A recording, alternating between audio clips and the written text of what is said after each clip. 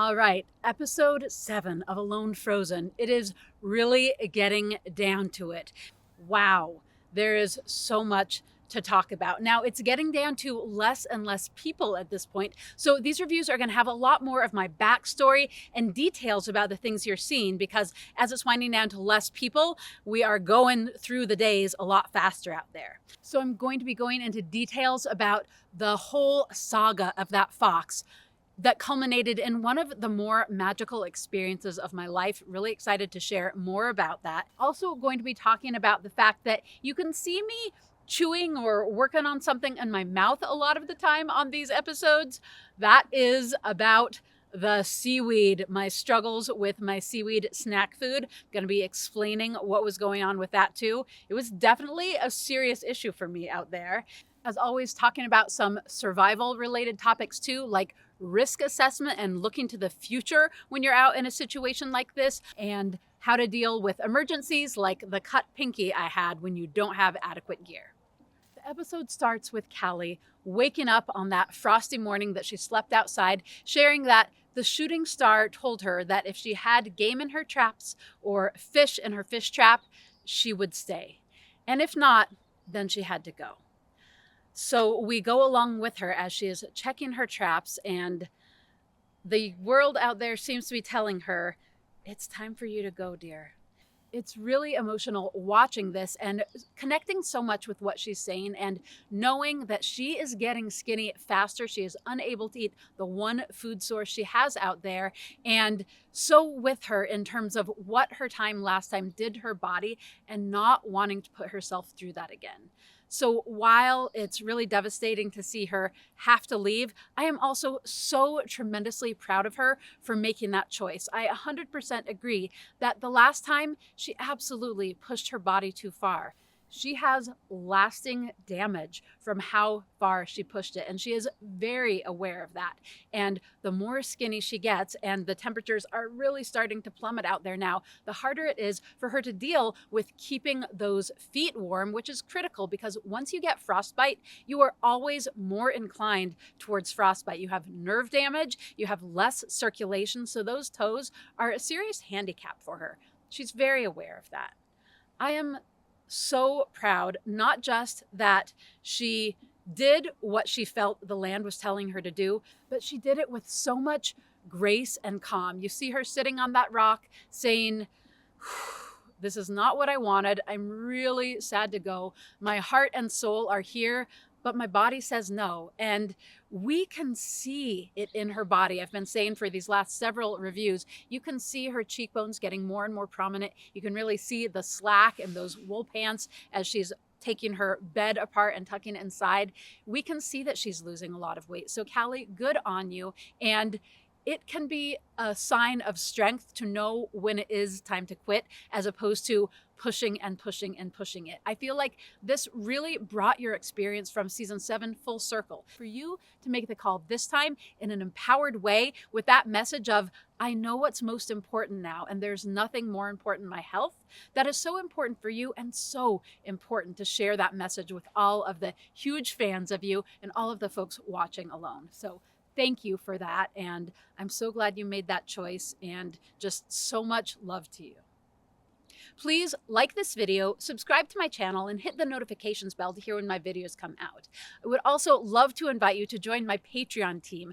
With all of the attention from Alone, there are a lot of people reaching out to me wanting my time and attention. I'm not able to do that. I'm not able to answer every comment, answer every question, but I prioritize those connections with my Patreon members. We have regular live calls so they can ask me all their questions. We focus both on Q&As about Alone and on skills related to survival, wilderness living. It's awesome, and it's a really sweet, connective family feel. The next scene is me standing on that frozen stream. Has to be pretty cold to freeze moving water, folks, so temperatures are really starting to plummet. I know there was a lot of hype about the cold temperatures on this season. The reality is that the weather there is extremely harsh, but it's not really about the low temperatures. It's about the combination of the intense storms and the winds and those temperatures. So we're starting to see temperatures drop at day 20 or so, but often when it's coldest is not when it's snowing, particularly out there near the ocean. So it usually has to warm up for us to get storms. So the warmer weather was actually way more intense because that wet snow, driving wind, getting through every crevice of the shelter and the clothing, super intense.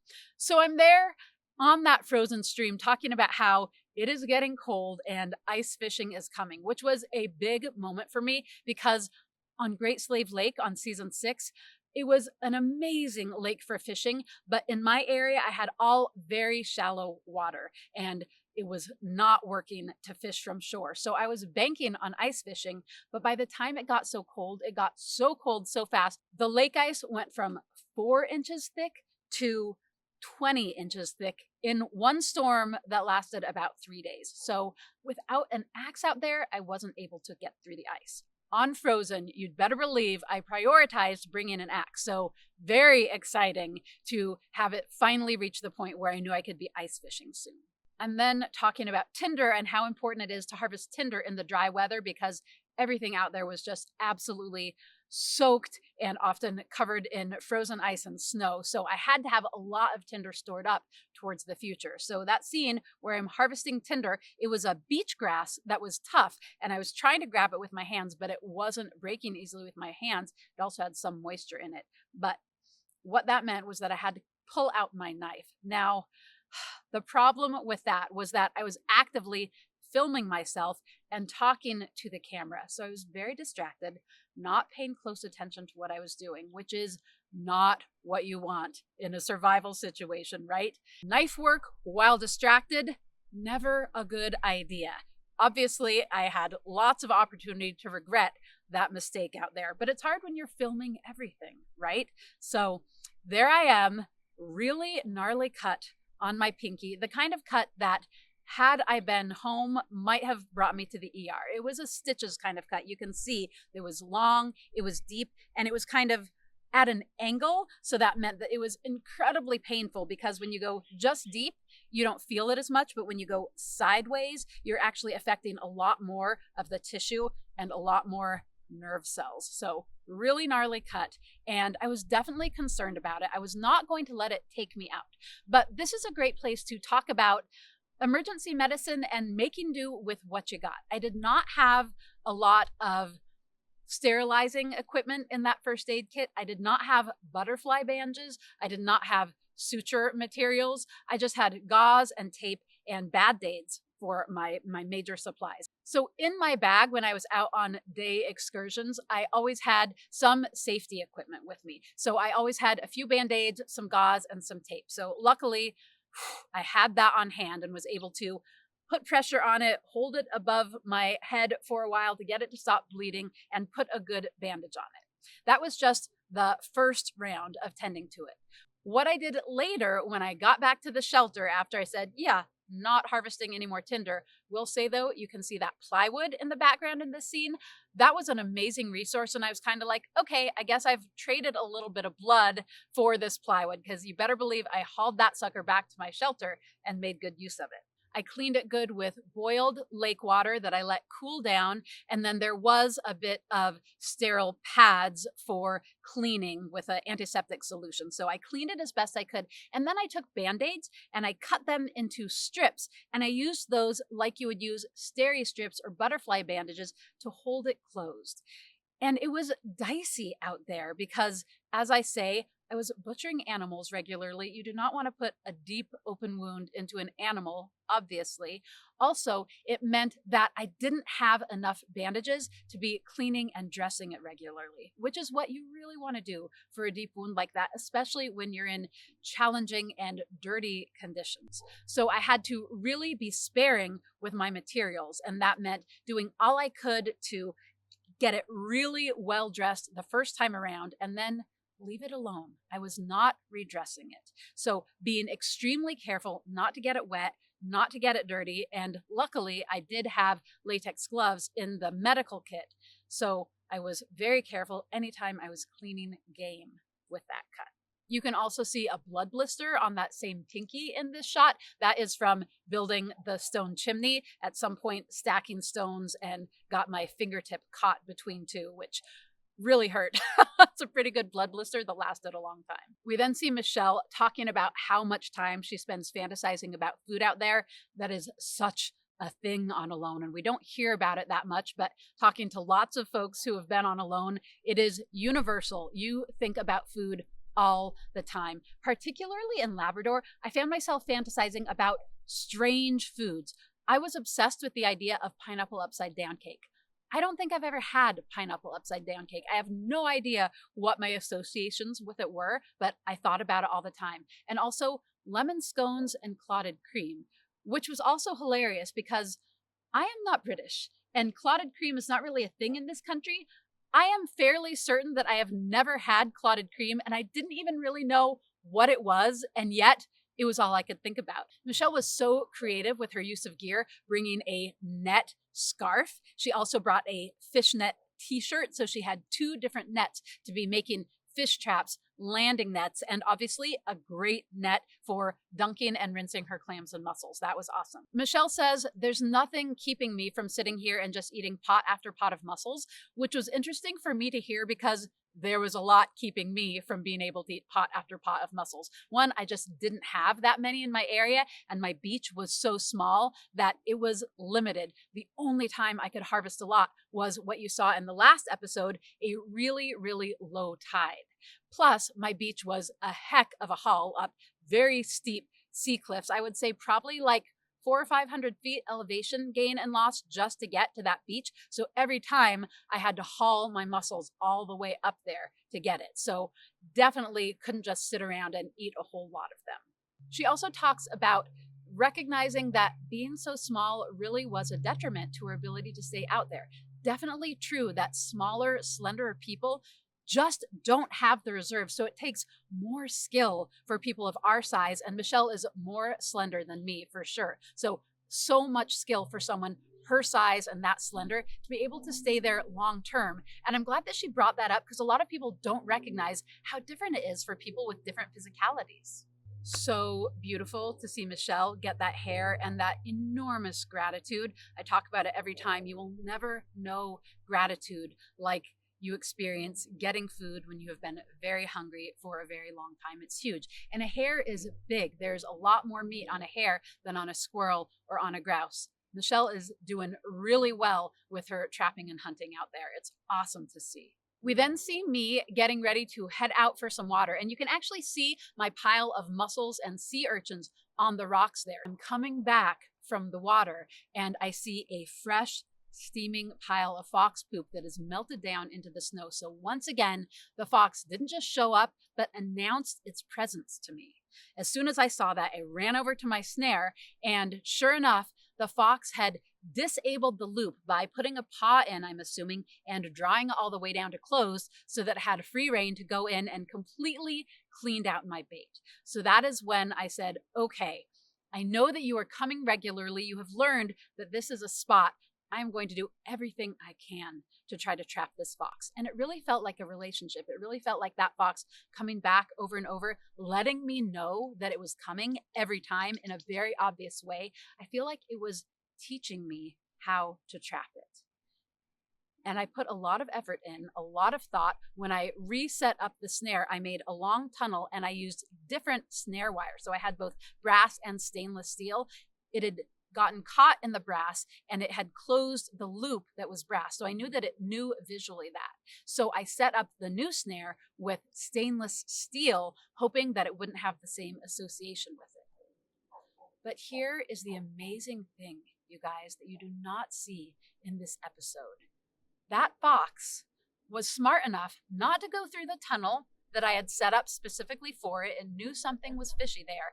And instead, it actually dug away at the wall of that cubby that I had felt that I had had very well sealed. I had branches stuck down into the ground, plus wired and tied with the yarn from my sweater all around. So I felt like they were solid walls, Apparently not. That fox was determined, and it made an opening that it could waltz through and get the bait without having to go through the tunnel. But it did not go through that opening. Instead of going through that clear passage it had just created into the inside of my cubby to eat the bait and leave, instead, it circled. And by so doing, it got caught in my other snare. I had one on the outside specifically for that, knowing that fox behavior is sometimes to circle before going in. And it was so beautifully and cleanly caught. You saw it there. That was exactly how I saw it when I got out of the shelter pre-dawn to pee in my long underwear. There was the fox, beautifully just standing broadside to me, looking alive, but caught so cleanly and humanely around the neck that it was an instant death with very little struggle. It was not wrapped up in the wire. It had no signs of trauma. That was such an amazing blessing. And to know that it could have waltzed in and grabbed all of that food and been gone, but it didn't. That is what I meant when I was saying in other episodes, it feels like this land is offering these things to me. It feels like these animals are offering themselves to me. They are smart. They have already figured out my snares. And yet, while most of them don't pass through them, some do. And that gift of that fox, which was so unusual looking with the orange on its shoulders and then the rump black and the face jet black, it was just such a gift from that place. It was absolutely staggering. You don't see me in my first moments because I had to go and put some clothes on because it was way too cold to be out there in my long underwear. But what a magical experience. I mean, if anything was going to tell me that Labrador loved me and wanted me there, it was that gift of that amazing fox. One thing that you can see in some of these scenes where I'm setting the trap and then catching the fox is me kind of looks like I'm chewing, but what's actually happening is I have seaweed stuck in my teeth. I was making my delicious seaweed snack that I talk about the process for on the episode 6 review, but that was my go-to food whenever I felt hungry. I was snacking on that dried seaweed. And it was delicious, but it was so terrible at getting caught in my teeth. It would get wedged in there where nothing I could do would get it out. I tried flossing with thread from my clothing. I tried using toothpicks that I made from wood and the bones of my hairs.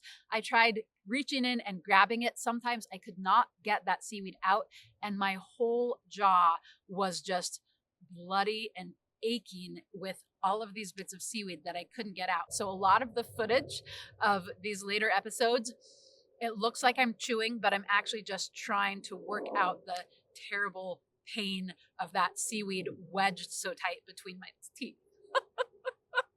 It's funny to look at now, and I'm like, Woniya, why didn't you not do that during the filming? But I was filming all the time, right? You never know what's going to get showed and what isn't. So you see me working at that seaweed a lot. At the start of these scenes about the fox, you hear me saying, I know how to trap foxes, and laughing. It makes it sound like I'm an experienced fox trapper. I'm not. I had never trapped a fox before in my life. What I was referring to is that I had known that I had that fox at my trap on 2 occasions minimum at this point, and I had studied trapping foxes. So that fox was the first one I had ever trapped in my life. I'm not someone who traps in my regular life. I have only done it when I was on alone and only in a place of deep need.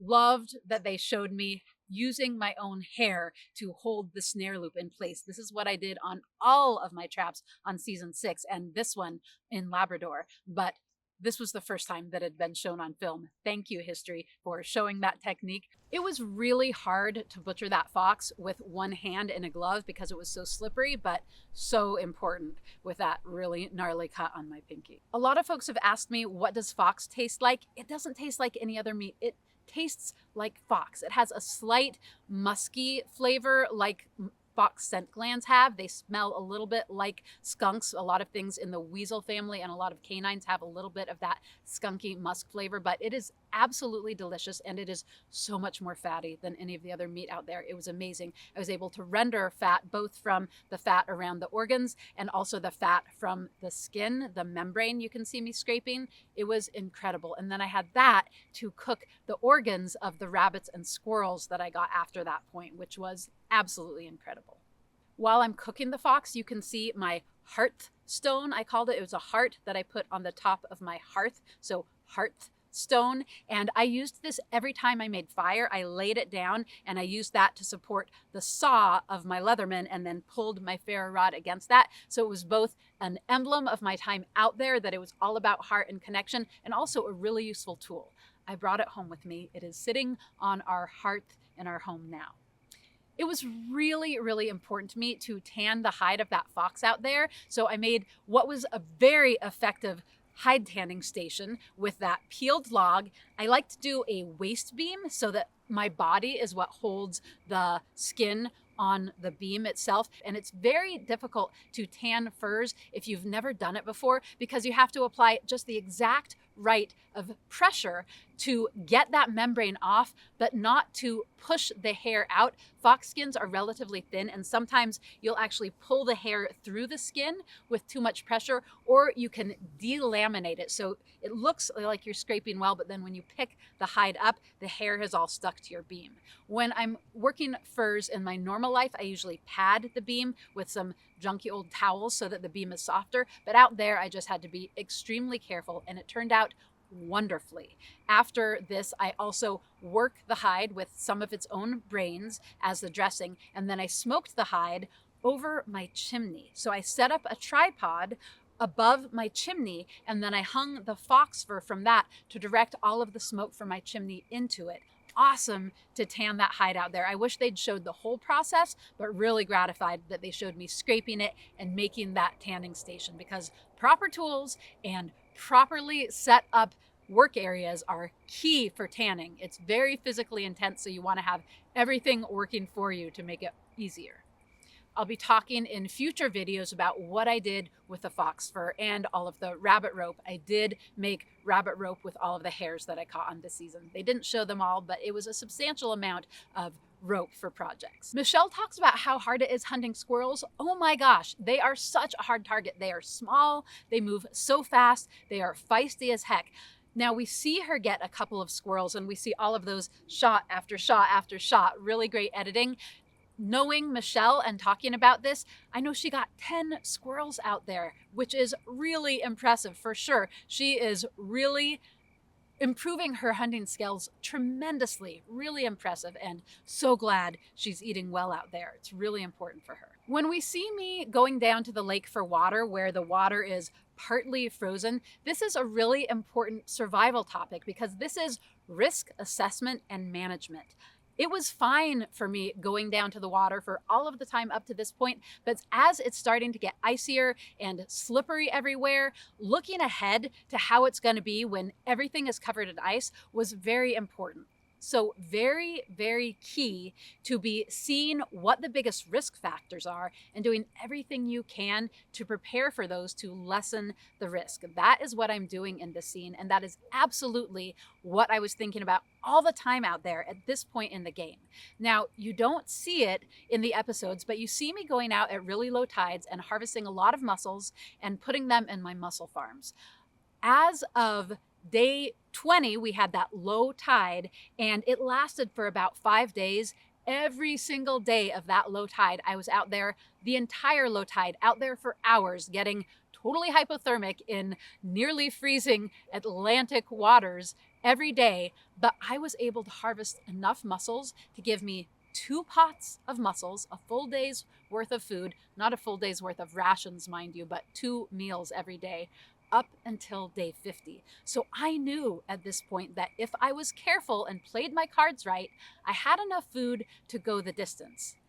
If I was able to get to that food before the sea ice covered it up, if storms didn't wipe out those mussel farms, if I was able to have enough energy to haul myself down those cliffs and then haul heavy bags of mussels. I had to do that every few days, which was a major calorie expenditure.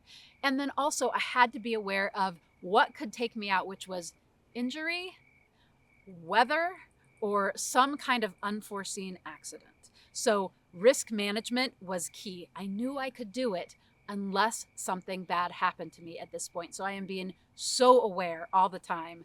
That cut was a major thing that really sharpened my risk assessment and management from that time on, because I said, I cannot have something else like this. I have almost got this thing. Oh my gosh, you guys, that weather was so intense. It was so fierce.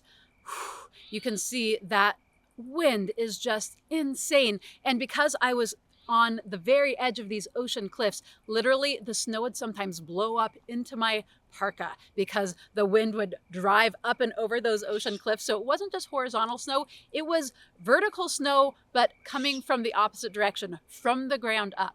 I am in dead earnest when I say this is life-threatening weather. Hypothermia in cold, wet conditions with insane wind chill where you just can't get away from that weather and where that wind and wet just drives the cold into your bones. It is so intense. These storms usually lasted 3 to 4 days. Both Michelle and I talk about wanting to win, wanting to cross that threshold with the others. But I think at this point, we're both recognizing there might not be that many people left out here, because holy cow, this is serious. All my time on Alone, those storms were the only time that I was like, holy crap, this is a serious survival situation. Other times it was like, this is hard, this is challenging, I'm doing all I can, but I didn't really feel at risk. But those storms, I mean, dang. Oh my goodness, you guys, one episode left. It is very exciting. I will be sharing about that and more in a coming video, and also sharing videos about the gear that I made, how it did for me, the tools that I brought out there, and other things related to my time on Alone Frozen.